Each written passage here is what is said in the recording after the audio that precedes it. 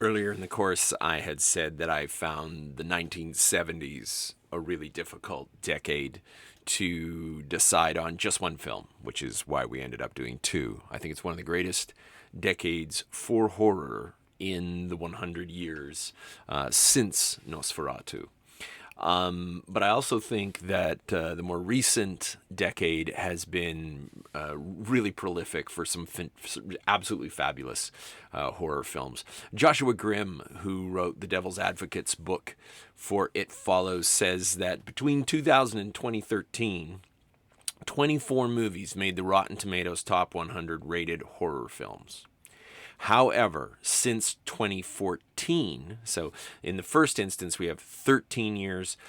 Grimm wrote his book in 2018, I believe. And so we got, the difference between 13 years and 4 years. And in the first 13 years, 24 movies making that list. Since 2014, a whopping 20, and there are a few more that have made the list since. From those films, there were a few strong contenders for inclusion in the course. The wonderful, amazing, lovely meditation upon grief, The Babadook. Just an absolute bananas thriller horror, Green Room, which is about a punk band that goes to a neo-Nazi camp and witnesses a murder, and then catastrophe ensues. I hate giving spoilers. I hate giving spoilers for really old movies, let alone films that even aren't all that old. The Korean zombie film Train to Busan, which for my money is one of the best zombie films ever. And then more recently, Hereditary, a movie that did not, that Joshua Grimm wouldn't have been writing about when he wrote his It Follows book, but is a film that came out in the meantime. But I hadn't watched Hereditary until I was working on the course. Otherwise, there's a really good chance it would have ended up in the mix instead of the film that I chose. But as I worked on this lecture, I kept thinking, nope, there's lots of good reasons why It Follows, directed by David Robert Mitchell, based on a concept by him. This is really his movie in so many ways. It Follows is the movie that for me is representative of the best from this last decade, from 2010. And some people might be like, wait a second, what about Get Out? I teach Get Out in another course, so if you want to hear me talk about Get Out, you still can. You can go through the YouTube channel or through the podcast episodes, and you can find a discussion on Get Out. So it's not that I'm not teaching that film, I'm just not teaching it in this course. But I chose It Follows because I think it does so many great things as a horror movie. There's subtext, right? As Grimm says, on the face of it, the plot of It Follows could be a metaphor for sexually transmitted diseases or a cautionary tale about teenage intercourse. And I mean, you just look at the paratext for the film, you look at the poster, and we're seeing the scene where Jay and Hugh are, having sex in his car. And so there's no way to get around the film's use of sexuality, of teenage sex, of image. Really, there's no way around it saying rape imagery. It utilizes rape imagery at several points in the film to generate its sense of horror. And as such is, I think, all the more disturbing for it. But I think it would be a mistake, and in this particular case, I am actually on the same page as the director. David Robert Mitchell has said, yes, I've read the STD, STI metaphor concept for how to read this film, and certainly that's in there. You can't miss it as a motif. But do we want to necessarily say that it's the core theme when a good chunk of the movie features these teenagers talking about sex in very positive and somewhat casual ways? I don't know that we could say that this film really frames the sex act as a horrific or negative or terrible thing in the same way that some horror theorists and even within the diegesis of films like Scream the popularization of the idea that, if you have sex in a horror movie, you're going to die, which isn't, as common as we might think. But is this film really sex negative, we might say? Is it saying, like, don't ever have sex? Is that really the message of It Follows, or is it doing something else? I mean, we've got that, really, really wonderful scene where Jay and Paul are sitting on the couch, and they're reminiscing about their first kiss, and they're remembering that time they found a bunch of dirty magazines, and then they had to get the sex talk. And so, yeah, sex is definitely a major motif in this film. We could even go so far as to say it is a theme, but I would hesitate to try to allegorize the entire film through that lens. I would hesitate to do so because I don't think it's the only thing that the film talks about. And as I say, I think it looks at sex and sexuality in ways that don't necessarily, they aren't sort of wagging a finger and going, shame on you. When Jay comes up into the attic at Hugh's hideaway, and Paul's sitting there looking through, the movie's version of a Playboy magazine, Playpen magazine. The first time I saw it, I thought, oh, he's gonna go ooh, and he's gonna feel all awkward, and they're gonna have a weird moment. No, she walks in, she sees him looking at him. It's no big deal. So there is a way in which these teens are sort of woke in a 21st century way. They're sex positive. This is not the conservatism of 1980s slasher films. Never mind that this movie isn't just about sex. It's also about growing up in so many other ways. I mean, sharing a moment on a couch talking about a first kiss in a movie that takes its time with its camera work to linger on hopscotch, chalk hopscotch squares and chalk drawings on the sidewalk in front of Jay's house before coming in to see what she is doing. Her swimming in an above-ground swimming pool. I mean, when is an above-ground swimming pool fun? When you're a kid. You really can't do much with it once you hit adolescence and you hit a growth spurt, because once you're a certain height, it's all right. I mean, you can go cool off in one. I mean, that's really all we ever see her doing in the pool is, floating, kind of just enjoying the water.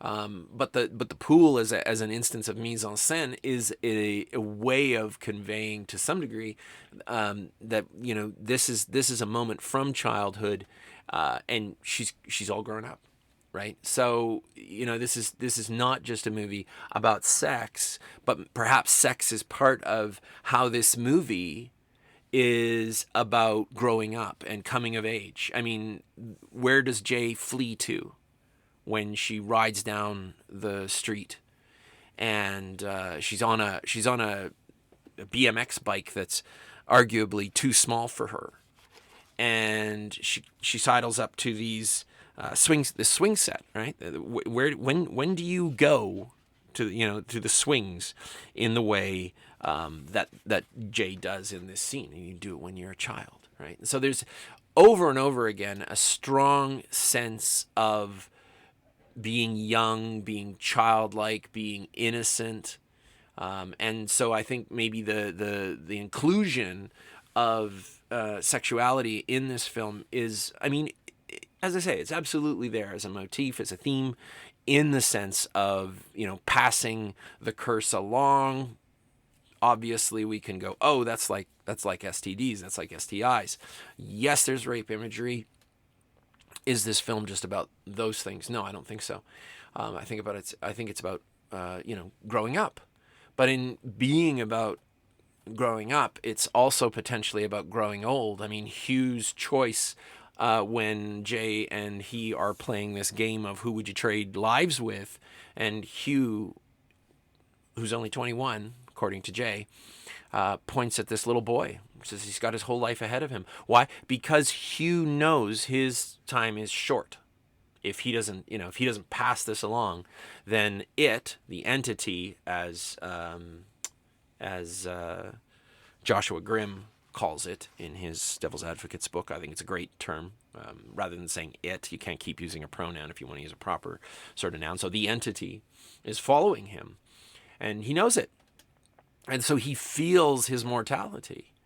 And once Jay has it, she sure feels her mortality. And again, we look to the mise en scène and wonder if this will support this. This is something that Joshua Grimm talks about quite a bit in his Devil's Advocates book, which I'm going to just stop for a moment here and just say I highly recommend. And I'm not going to address one of the things that I think Grimm talks about in his book that I think is really great, and it's a shift from final girl to a concept that he calls only girl. And I'm not going to say any more about that because I want you to buy Joshua Grimm's It Follows book. I don't get any kickbacks for that, so it's just me saying I think it's great. It's a great read of the film. And I'm borrowing some of his ideas, so there's my big citation. But he talks about how the mise en scène includes this scene on the porch with these teens playing Old Maid, and they're playing with these really old vintage cards. It's a really bizarre film in terms of its mise en scène because when does this take place? We don't know. There's elements that are absolutely vintage, and then there's other elements that seem very 21st century, and sort of has this non-time to it. But the inclusion of Old Maid and the fact that the Old Maid is central in Kelly's hand as she's contemplating which card to play is an interesting moment of mise en scène. But we wouldn't want to take this too far, and this, I guess, is where I want to be cautionary, or maybe that's really everything that I want to talk about today, is that when we get hung up on what a film means, sometimes we miss our way to seeing why it worked for us in an emotional way, because a film can be meaningful, but we don't necessarily pick up on that in our first watching. And I was scared of It Follows the first time through. Like The Ring, it made an impact on me that was just the frisson of fear, right? I felt like, to use Julian Haynich's schema, there is a lot of dread in this movie, and then there is also a unrelenting terror, because it is always the entity is always following Jay. And even though we don't always see it in hot pursuit, in fact, we never really do because it doesn't run, it just walks after you, we still feel this constant mix of dread and terror. And I'm going to tell you a little bit more about why that happens, how that happens. And that, to me, is not necessarily more interesting than us picking out motifs and themes and saying, oh, I think this film is really about this, or it's really about this other thing. Because when we get into those sorts of that sort of allegorizing, then I think that we can take a shot like the one of the entity as Jay's father clutching her ankle, as though this is a movie about letting go of dead family. Like, does she just need to get over her grief kind of idea? But that's not what this movie's been about. We don't have a bunch of scenes where Jay is sitting around missing her father. I mean, that's part of the film. It's in there in the subtext. It's there in the mise en scène. Because we see, when her mom is rubbing her back in one of the scenes right after she's escaped the pool, we can see this picture frame in the background. It shows us that that's who the entity was in the pool, and that this is who they've lost. And we understand her mother's behavior throughout the film. We understand some comments that other people have made, and we get what's going on there. But is this a film about grief, like, say, The Babadook? Not really, no. I mean, that's there. It's in the wings. It follows, but it's not the thrust of the film. It's not the core. And Joshua Grimm, in his It Follows book, says something that I have to flat out disagree with, because he says the best horror films are saying something more, be it complicated gender politics, nationwide policy decisions, reactions to a significant event, or simply exploring an issue that deserves more attention. The best horror films are saying something more. Well, let's jump back to the STD, rape, sexual stuff. And I will remind those of you who ever saw it of the film with Natasha Henstridge in it called Species. Not a great movie, and not really a great commentary on any of these issues necessarily. And I mean, it's not a terrible movie. It's kind of fun, but not great. Night of Something Strange, it's a B movie addressing these issues. And so I don't think we can say that just because we've included some deep philosophical or topical or whatever we want to say, mythological, literary allusions, that we can guarantee that we've made a good horror movie. You might have made a really meaningful film, but you haven't necessarily made a great horror movie. And this course has always, this is all about what makes this film scary. And, the way that it follows is scary is remarkable, because this film utilizes, and it's an incredibly low budget movie, this film utilizes rack focus and a young soccer player to terrify you in one scene, right? Like they're all sitting around, and then somebody approaches in the background, and every time this happens, once we know what the rules of this movie are, that this entity will follow her and it will never stop. But it's not like the Terminator. It's not going to start running after you. It's just going to walk after you. It's just going to come very slowly. And what that means is that this film's cinematography alone is terrifying. And that, to me, is brilliant. That's brilliant filmmaking. It is using the medium at hand rather than saying, what would be a scary story? It's, how would we film this scary story? And so in this lecture, really, I'm taking Andrew Tudor's idea of, why this horror at this time, blah, blah, blah, and sort of twisting that a little bit and saying, how did David Robert Mitchell take this concept, which was apparently a long-running nightmare for him? It's one of the first things Joshua Grimm talks about in his book. He says, around the age of 10, director David Robert Mitchell had a recurring nightmare of being slowly followed by something that could adopt multiple identities. Regardless of how many times he escaped, no matter how often he evaded capture, it just kept following. So, wonderful nightmare logic. Again, I think really some of the greatest modern horror films operate on nightmare logic. If you've ever tried to relate a nightmare or a dream to somebody else, you're constantly saying, and then this happened, and I don't know why. I don't know why we were And there's that same kind of, when I say dream logic or nightmare logic, it's really no logic at all, because the concept here falls apart if we pick at it too much.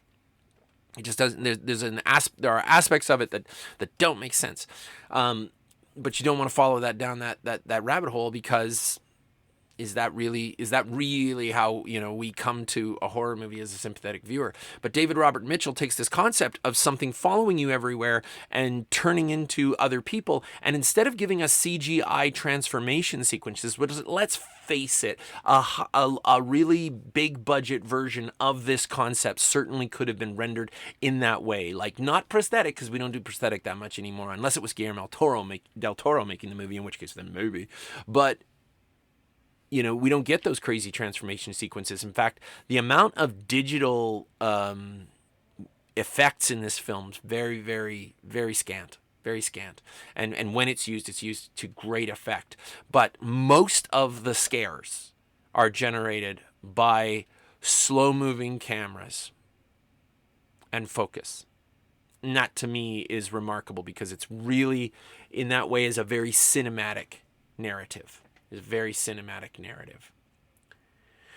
All we have to do is take a look, and I'm going to unpack a few things in this sequence at when the entity first reveals itself or not reveals itself, but Jay first sees it outside her college classroom.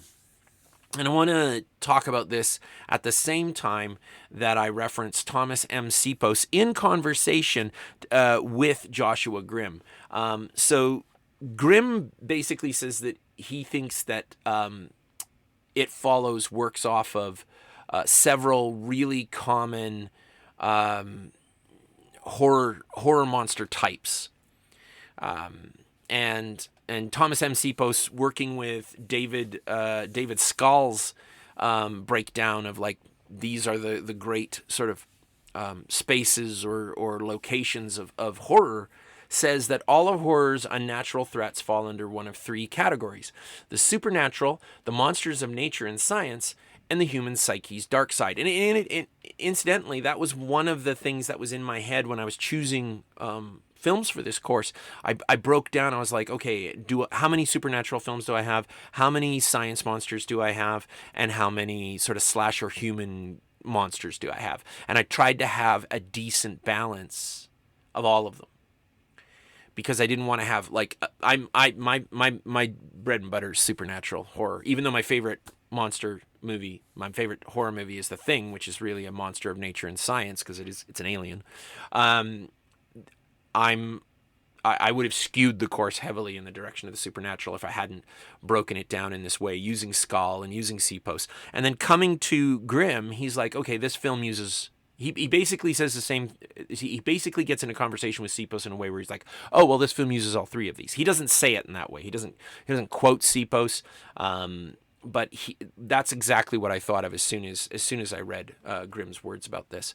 So this revelation of the entity gives us a few nods to this, and we can see how the entity is all of the monsters. And that's another reason that I wanted to, once I decided like it's in the course, and then I read Grimm's book and I'm like, it's staying in the course because of this very thing, that it sort of acts as a bookend in some ways, that it's like this great amalgam of so many features of other horror movies that we've watched. But really, horror as a genre, it just does that, because unlike like literature, real literature, there was a point at which modernist writers were trying everything they could to not engage with the conventions and even the language conventions, conventional language like collocations and cliches, trying to avoid all of those things to create utterly new works. And in some cases, when they were successful, they created narratives that were almost unreadable, because we rely on collocations and cliches, conventions, things that we've seen before, like horror cliches. And horror is ridiculously cliched. It's ridiculously conventional.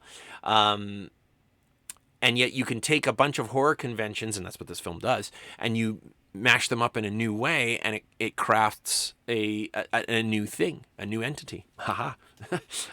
So when Jay looks out the window at the college, the first time, it's one of these 360-degree shots, which we're going to talk about in just a moment, which in the film tend to establish that there's nothing out there. In this particular case, when the camera first goes all the way around, there are no threats. And then Jay looks out the window, and she kind of, we see her look out at something, and then the camera shows us the quad or the green belt or whatever we want to call whatever's outside her window. And there in the distance, we see an anomaly, because here's great mise en scène for you. Every one of the students is wearing something dark. So they're all wearing dark clothing. And then the entity is wearing all white. Boom. Right away our eye gets drawn to it. And so we see.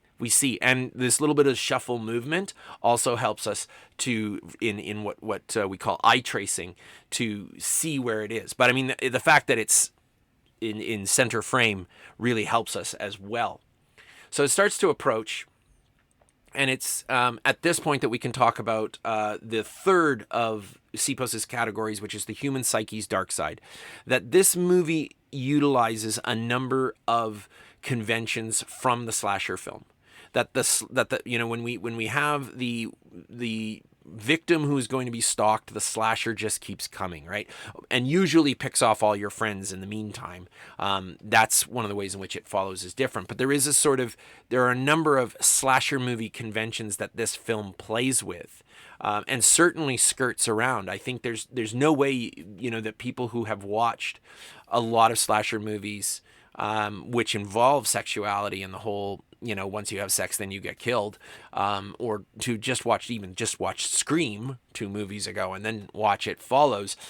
There's definitely a conversation going back and forth between the entity as not quite slasher. It's an ersatz slasher, but it is sort of it's going to relentlessly come after you until it picks off you, and in this case anyone that you sleep with. And then as the shot comes closer, we get a better idea of what the entity looks like, and in this case, it's just an old lady, but she has there's no affect, like she does not have an expression on her face per se, and she's just slowly coming towards the window, slowly coming towards the camera, slowly coming towards us, slowly coming towards Jay. And that slow shuffle, Joshua Grimm identifies as this film's heavy borrowing from zombie movies. So now the entity is not only has features that we would say are borrowed from slasher movies, but now we have the zombie as well. Slow moving.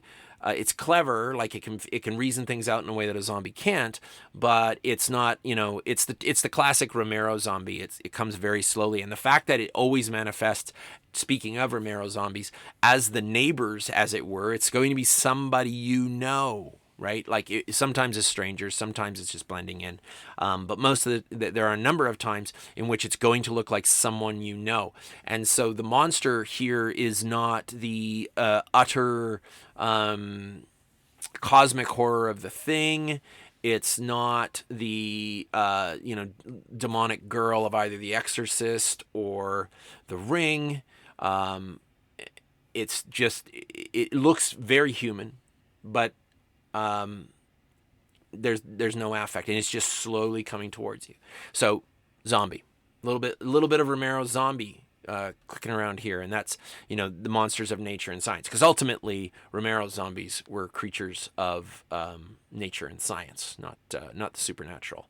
But the entity also has aspects of the supernatural. If for no other reason, then we probably are feeling a really, really strong echo resonance from The Ring, that this is a curse that you can pass along, and you don't even have to have access to a video machine. You just need to get it on. And so there's that supernatural aspect of it. I mean, somebody could say, well, maybe it's something that's in the bloodstream or something like that, but the film doesn't play with it in this way. No one ever goes to see a mad scientist or any kind of a scientist to find out, why this is happening. It just does. It just happens. And we also see this in the way that in the scene when Jay has left class, she's out in the halls, and the entity comes around the corner and walks between these two women. And Jay says hello, and the young women say hello in return in a sort of bemused kind of, hi, what's your thing? What's your deal? We realize that they can't see the entity, that only Jay can, and it has that element of the supernatural to it. I mean, just the amount of disbelief on the part of Jay's friends, initially and then ongoing with Greg, demonstrates that it has that sort of aspect of the supernatural. And so, but what I think this all rolls down to is, what is it? And we don't know. And the film is never going to tell us. And I think that's one of the great things about It Follows, that we never learn what it is. We don't even really know what its weaknesses are. By the end of the film, we're not even sure if it's dead. And so that combination of all those monstrous elements, I think, really brings us something fabulously new. But it's born out of the conventions of the very genre that it's operating within. And it's one of the reasons that I love Grimm's book so much. He deals at length, various points with the questions surrounding the film's use of motifs, sexual motifs. But he doesn't go, okay, well, now we're gonna rest in there, and we're gonna just deal with that in some sort of psychoanalytic way. He goes, no, wait a second, there are other things we need to pay attention to really understand how this film scares us. Because I think a really meaningful film can haunt us, to be sure. But there are movies that haunt me that aren't horror movies, right? Like when I see a movie about genocide, like Hotel Rwanda, it haunts me. Movies like Blood Diamond haunt me. Their meaning haunts me. And a film like It Follows, with its surplus of meaning, That haunts me a little bit too. And I just realized in saying surplus of meaning, I had sort of a flashback to working with Bride of Frankenstein so many, many moons ago now. And remembering, what I'm going to have to get the citation here, what Alberto Manguel says about that, about Bride of Frankenstein. He said that it had a surplus of meaning, and it was in search of a certain significance. But you might remember that we said, okay, well, yeah, this film deals with all of these things, but is it just about any one of those? Or is it utilizing those to enrich its overall experience? And I think It Follows is one of those movies that does that same sort of thing. But what scares us? Like, meaning can haunt us. But meaning, in my estimation, rarely really scares us. It's what David Robert Mitchell and his crew do with film that scares us ultimately. These 360-degree shots, one of the first shot of the film is a 360-degree shot. The prologue of the film, by the way. Oh, and let's remember, how many times have we had prologues this semester? How many films? Go back through it. Scream, The Ring, The Thing, right? Exorcist. A lot of these movies have prologues. Ultimately, I think even we could say that Night of the Living Dead sort of has a prologue to it. A lot of these movies have these setup prologues, modern horror films in particular. It's not all horror films have prologues, but a lot of horror films do. And it tends to set up how bad things are going to get, and you can have somebody get killed, and then you can have someone trying to solve their murder, or you can just establish for the audience just how monstrous whatever it is. And I think that's mostly the purpose of this particular prologue. Interestingly, like a good overture, this prologue also sets up a number of the film techniques that the movie's going to employ throughout to keep us on the edge of our seats, to keep us in a tension position of dread and terror, with the odd moment of cinematic shock. The film opens as this 360-degree shot, pans to the right, and we see a young woman come running out of the house dressed in nightwear, some sort of sleepwear. It's like shorts and a top, and she's got high heels on. And it's such a jarring image. I'm going to say, what do you think was the deal with the high heels? I think it's totally David Robert Mitchell going, what would be weird? What would feel odd is if she was wearing high heels. Because if she comes running out of that house in normal shorts, like sweat shorts and some runners, we don't have that same sense of what the hell is going on here. This opening absolutely has, and it's not just the music. I mean, the music is brilliant. Disaster Pieces music for this, that tick, tick, tick, tick, tick, tick thing going on. But visually, the inclusion of the high heels and the sort of satin sleepwear really it goes, what's happened? Is someone chasing her?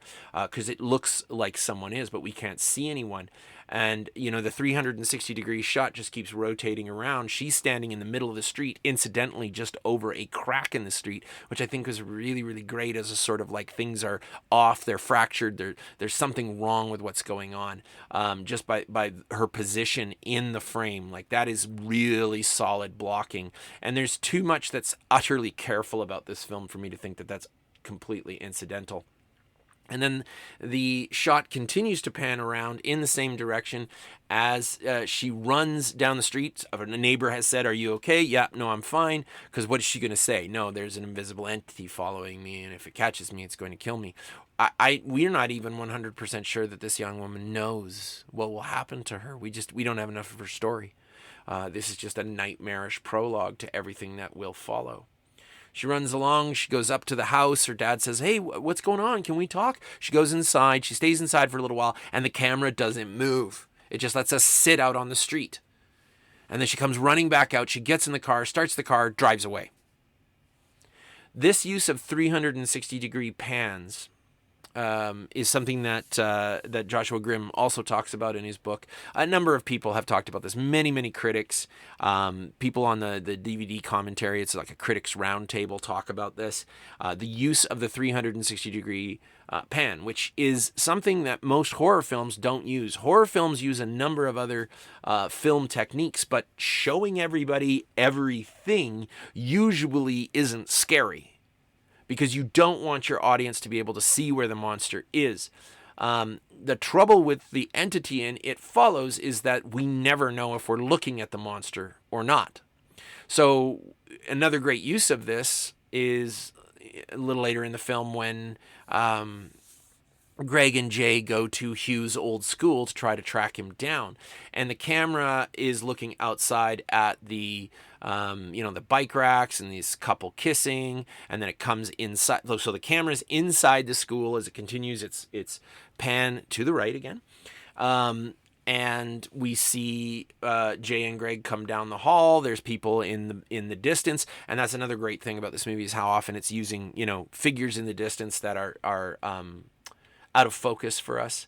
Continues to move around. We see them go up to the front desk to ask about Hugh. The camera keeps moving. So rather than stay on the characters who we are probably more invested with at this point, the camera just keeps moving, and it shows us the exterior again.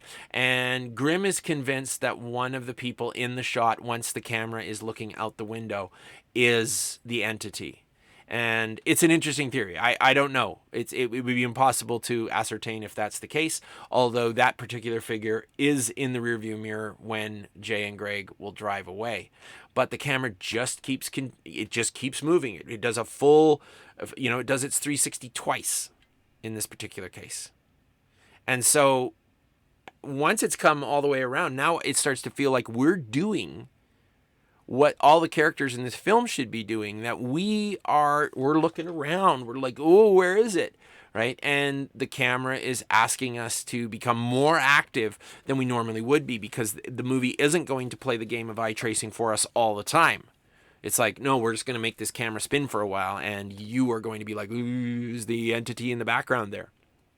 Really, really smart move. Really, really smart use of the camera. And again, no CGI. Just put the camera on a tripod and go around. And then coming back to our prologue, our young lady in her high heels driving away, looking over her shoulder, right? She's in the vehicle and she looks over her shoulder. And so this is where we're really, really sure, something is pursuing her. But we don't know its nature at this point, so it's an utter mystery. But here's a camera shot that this movie could, sort of claim as an Olympic event. Looking over your shoulder and realizing, wondering if it's there or realizing that it is. Like when Hugh and Jay are in the theater and Hugh goes, "That girl in the yellow dress," and Jay says, "I don't see a girl in the yellow dress." And we realize, ooh. And we don't know enough at this point, but we're like, good, it's kind of like that.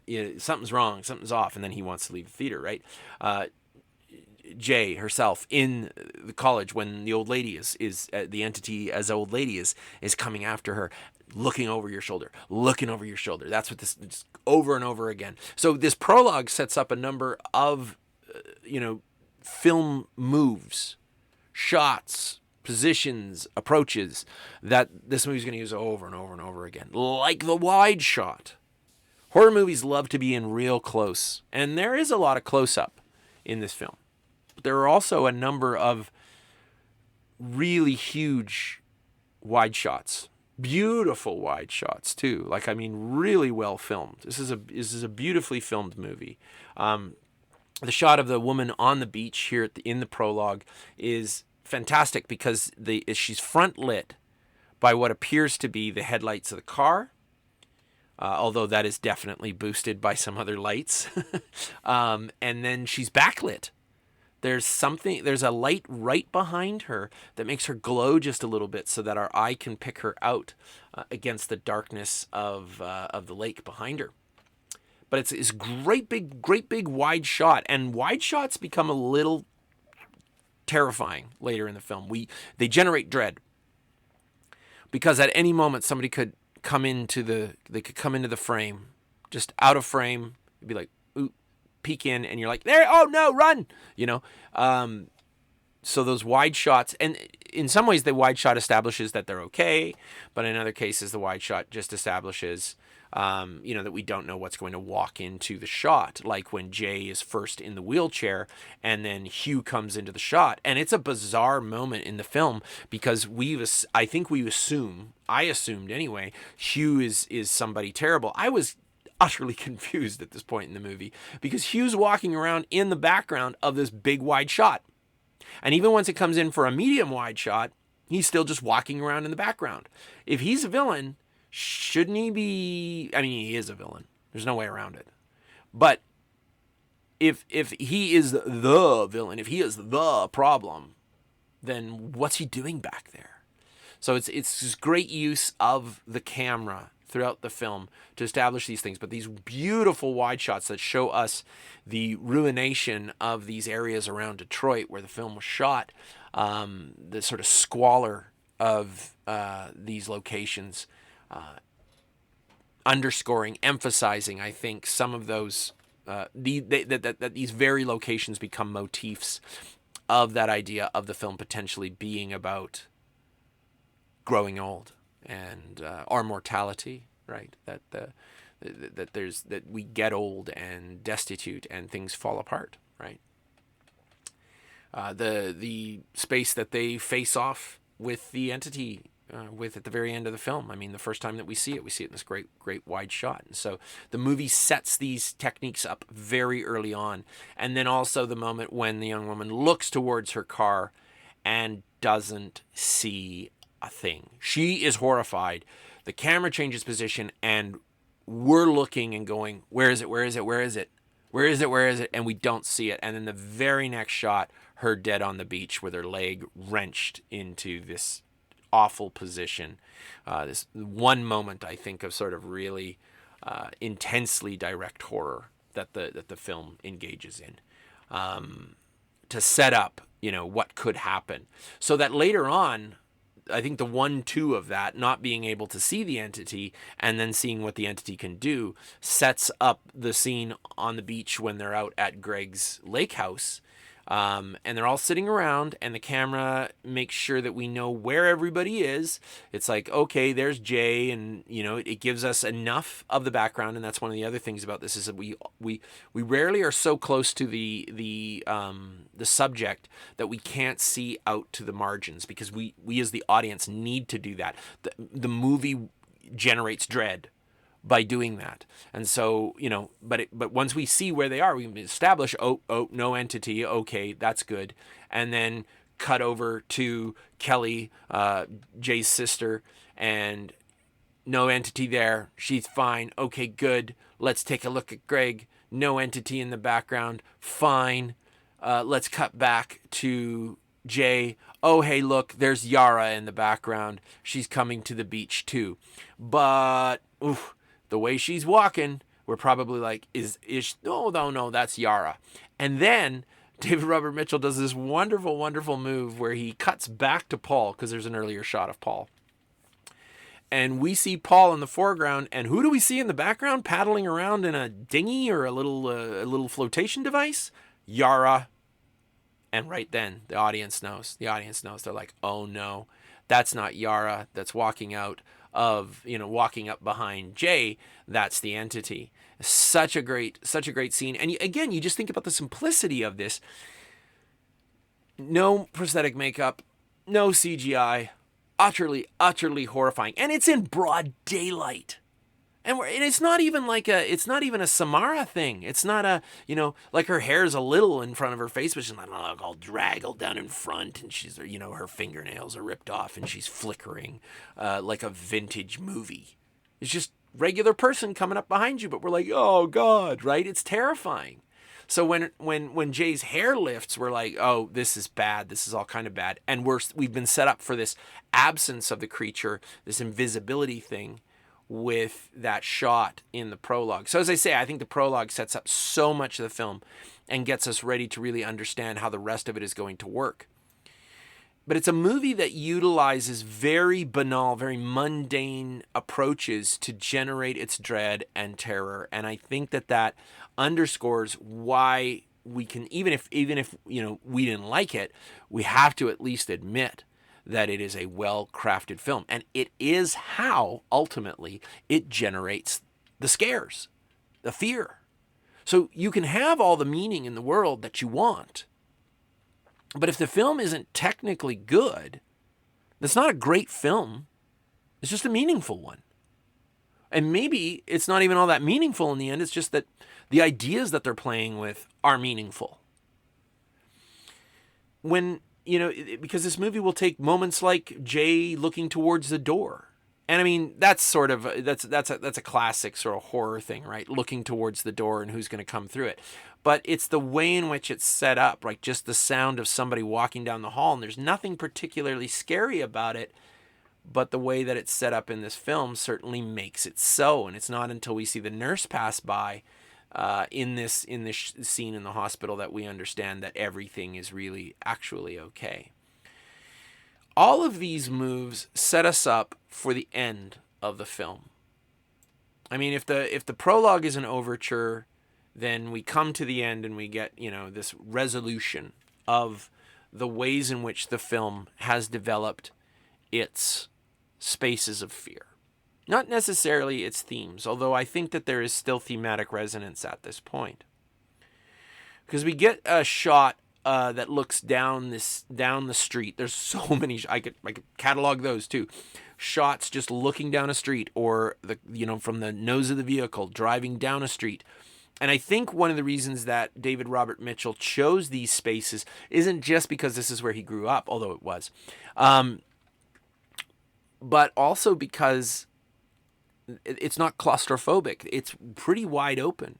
These suburban spaces, and even the destitute ruined spaces as they cross over into 8 Mile, are open enough that you would be able to see somebody walking towards you. And so because if you put this in a claustrophobic space, if you put this in like some downtown area, there'd be too many people in the frame to make it scary. But you just have a few pedestrians on a street like this, and now it can become scary. Now any one of those could be the entity.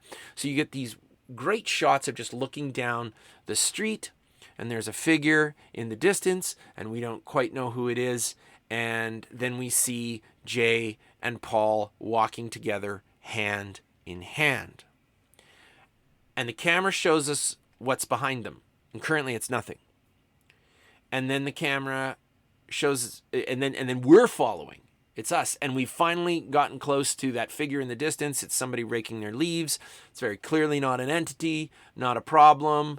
The music is relatively serene. We get a close-up shot of them holding hands.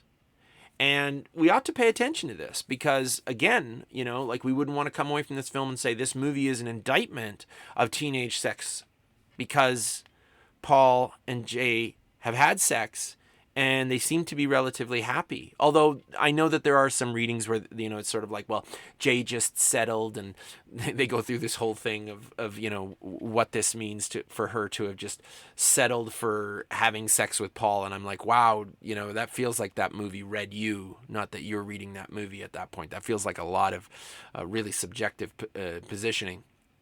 But then we get this next shot, and we can see a figure in the background. And someone or something is following. But the music doesn't go whomp, bum, bum at that point. It just sort of stays the same. And then once again, I bring us back to a theme that we talked about earlier, which was mortality. Because what precedes this in the movie?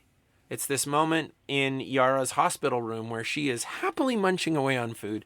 And gosh, you just got to love Yara as a character. If this is a coming-of-age movie, Yara has not yet come of age. Everybody else is growing up. Yara is still snoozing in the car with chips all over the place. She's, farting on the couch. She's reading Dostoevsky, which is bananas. And that's why I want to pay attention to it. Because if you have this seemingly childlike character reading Dostoevsky, I ought to sit up and take notice. And the passage that she reads from Dostoevsky is about not knowing when Your time will come, but that once it happens, you will no longer be you, that you will have lost yourself. It will be over. And so there is a reading of this film that doesn't just, it doesn't say, well, the entity is some form of curse, this STD sort of concept, but rather that the entity is perhaps emblematic of our mortality, of the very thing that we go through life with it stalking us, the one, the great certainties about life, death, and taxes. And you look at the earlier shot of the film when Paul comes over right before he hatches his ridiculously Scooby-Doo plan to deal with the entity. He looks around the room where Jay and Kelly and Yara are holed up. And it's like, is this... I don't think this is actually what's going through the character's head at that point, but what was going through mine is, that's not living. That's not living. Like, if you have to stay holed up behind, under siege, as it were, from this thing, then it's already over. You're not living your life. And so that last shot that positions us behind Jay and Paul, for many people, they're like, well, the entity's right on their tail. And maybe it is. Maybe it is. But isn't it on all our tails then, right? If this reading, I wouldn't want to say is the reading, but I think it's part of how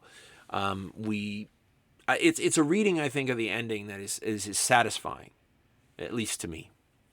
But it's done, again, not just through the insertion of motifs that generate theme, but also formal film moves, camera work, editing, and I have to say performance. There's some absolutely lovely performances in this film that sell the threat of the monster. But it is these formal elements, these simple formal elements, that are the thing that ultimately generate the scares, so that we experience that initial dread and terror of a horror movie. Do the other things haunt us? Potentially. But what scares us the first time around are these other elements. And it's something that I think we need to pay attention to as film critics, as film scholars, is to say, what scared me the first time around? We'll absolutely get around to the haunting stuff. And there's lots of people talking about that out there, which is why I didn't feel like I needed to today. Next week, we're going to look at a film that likely won't haunt us a whole lot. In fact, the commentary track for It Follows, one of the critics said, you have films that are replete with meaning or something like that, like It Follows. And then you have films like Cabin in the Woods. And it was just this total diss, like, well, Cabin in the Woods is an utterly meaningless film. But Cabin in the Woods is also an absolutely fabulous horror movie because it can scare us, even as it makes us laugh. So next week, we come to the end of our journey as we venture out into the woods for one more stop at that rickety old cabin where we know there will be some monsters waiting for us. I will see you then.